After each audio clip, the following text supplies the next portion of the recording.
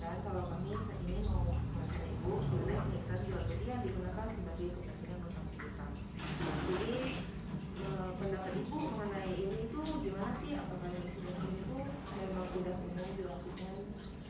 Sebenarnya udah umum sih dilakukan, tapi sering kalau utang piutang itu sering dibawa tangan dijual. Karena kan kalau nilai soal nilainya itu kadang ada nilainya yang kecil, dia di bawah tangan cukup dilegalisir sama notaris atau buat mapping sama notaris.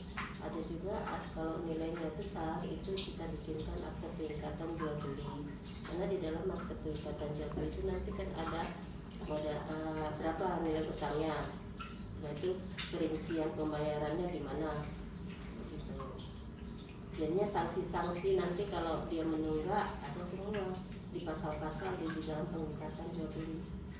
Kalau pengikatan jual beli dibilang karena dia mempunyai jaminan dari yang berutang ini mempunyai jaminan ke yang menghutangkan. Contohnya seperti sertifikat atau mobil atau apa yang dijadikannya ke si yang berutang. Yang menutangkan. Terus mau naik Bu, sebelumnya udah pernah klien yang buat zodik sama Ibu, dan persyaratannya perlu apa aja Bu? Kalau persyaratannya ini cuma KTP. Kalau yang berutang itu kalau dia memang sudah menikah, dia harus ikut suami istri. Dan yang mengutangkan juga kalau dia sudah menikah, kalau atas nama pribadi ya, itu suami istri. Jadi pendaftaran juga istilahnya harus berkakak gitu. Berkakak. Jadi harus suami istri. Ya, harus persetujuan, wajib.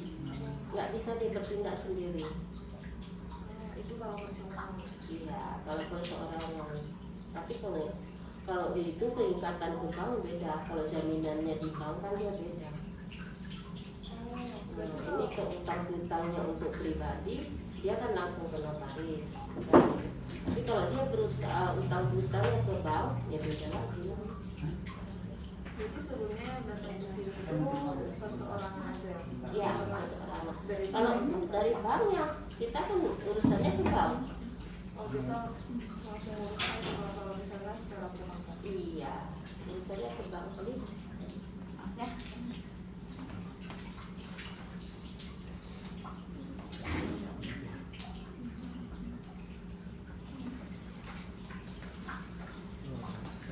Selanjutnya kalau dari pendapat Ibu, kalau ada salah satu pihak yang nggak setuju, berarti kepentingan utang piutangnya itu dibatalkan.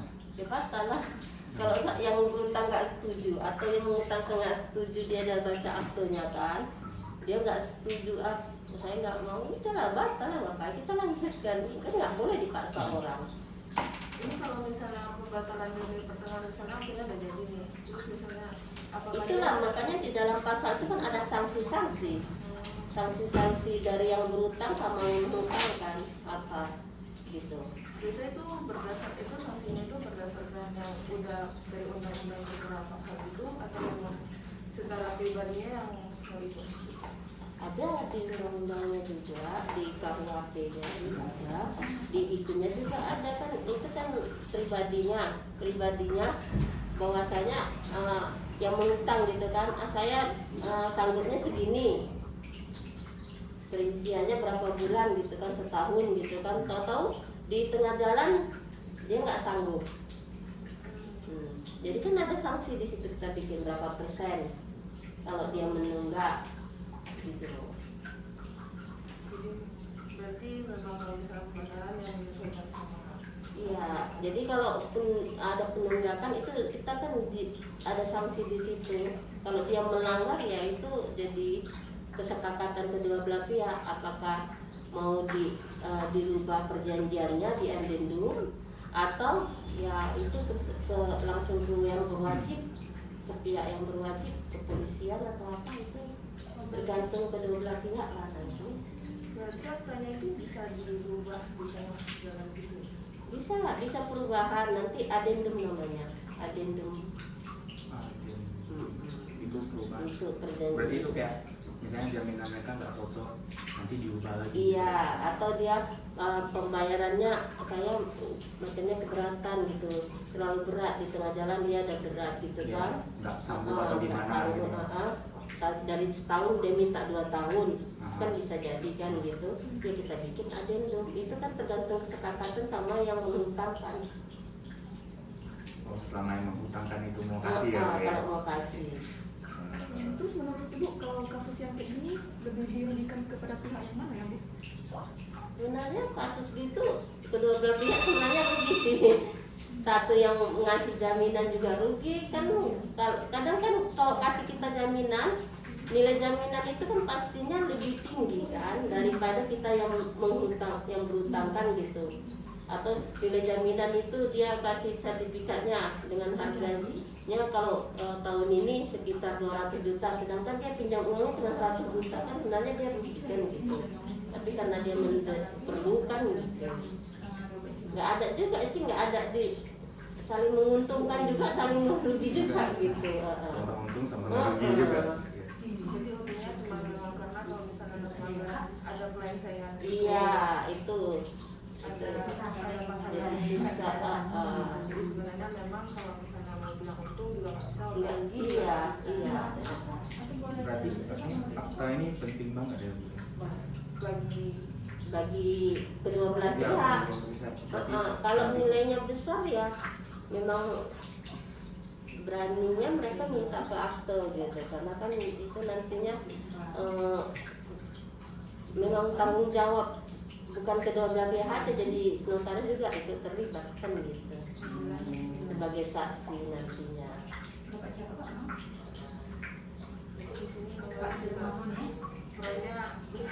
Ya, makanya ada notaris juga kurang, seperti saya juga kurang itu juga sih. Kalau masalah utang piutang saya kurang mau terima. kecuali kayak yang memang udah Iya, kalau kita ada kenal sekali dan memang klaim nama kita, bisa lah ya. iya. Tapi kalau itu saya memang nggak berani juga, kita resiko Ya, juga resikonya kan. besar. Karena kita yang membuat juga berisiko. karena kita orang ketiganya istilahnya Iya, gitu ya. iya. Jadi kalau untuk solusi terbaiknya dan mengurangi risiko ada klien yang meminta dibuatkan akta jual beli. Ya misalnya orangnya datang nyampe gue nih, terus dia bilang kalau misalnya saya mau bikin jual beli sebagai pengikat utang piutang, nah ibu bakal nyaranin sesuatu yang lain nggak selain ini. Jadi misalnya ibu bilang, oh daripada bikin ini, ya itu Mending ada alternatif yang lain. Enggak ada tempat lain. Memang kalau masalah utang itu pastinya kehilangan. Pasti sama Karena ada urusan akta jaminan gitu ya, ya. dan diikat dengan ada rentetan kuasa menjualnya. Kuasa menjual itu untuk pegangan dari yang menghutangkan. Jadinya nanti kalau masa pembayarannya tidak itu, dia kan bisa menjual ke lain, ke orang lain, dan nanti sisanya itu ya dia kasih kembalikan ke ini, ke si yang berutang, nilai dari jaminan dia gitu. Berarti sebelumnya udah pernah reject klien? yang untuk pengikatan ini. Ada, cuman itu tadi saya lihat orangnya, saya nggak kalau klien lama saya ya saya oke Oke gitu. aja. Selama Tapi- dia aman track iya. recordnya. Tapi kalau orang-orang baru saya tuh nggak berani. Kalau Susah kalau misalnya kayak gini kan, misalnya orang ini ada bukti hutang nih di bank, Di bank. jadi notaris bisa pergi Oh enggak mengecekkan bisa, atau gimana? nggak bisa. Nggak bisa.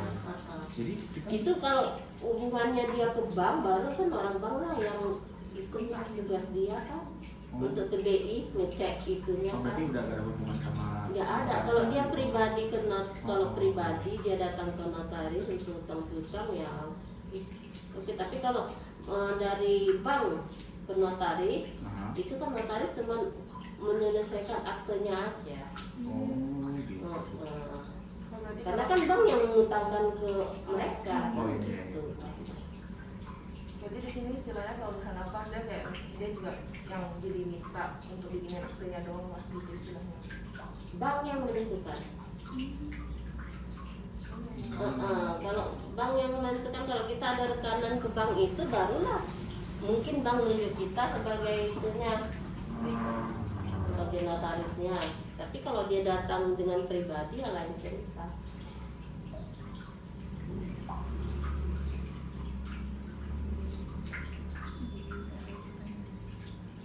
Ya, kita kan kayak misalnya, nah, saya orang yang ada buku hitam di bank misalnya, saya mau datang cari ibu yang buat ginian.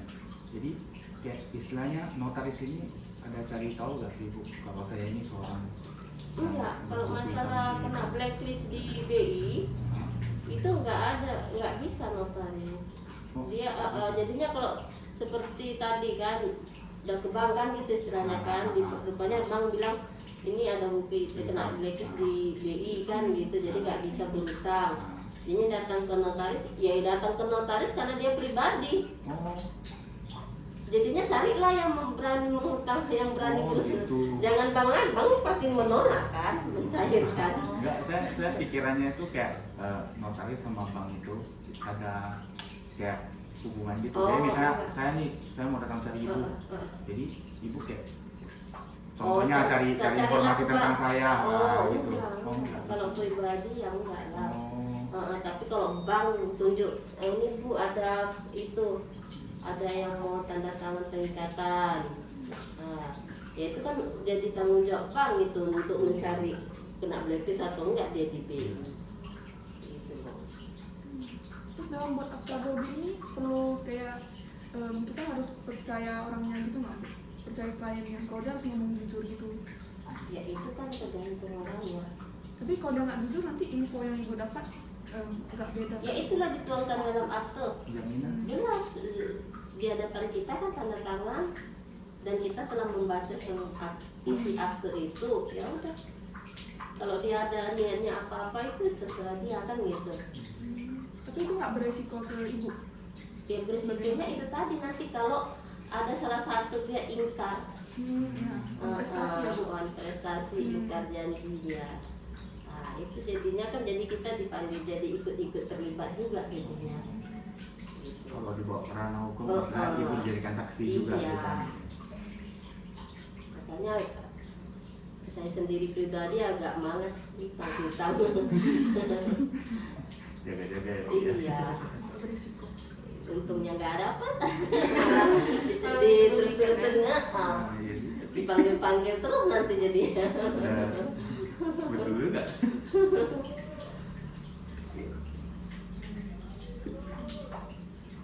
Jadi sementara sih mungkin itu aja yang mau yang Oke. udah bersedia jadi Narasumber kami. Terus udah mengganggu waktu Terima kasih, ibu. Bu. saya gak kuat. Makasih ya Bu ya. Oke. Oke Bu.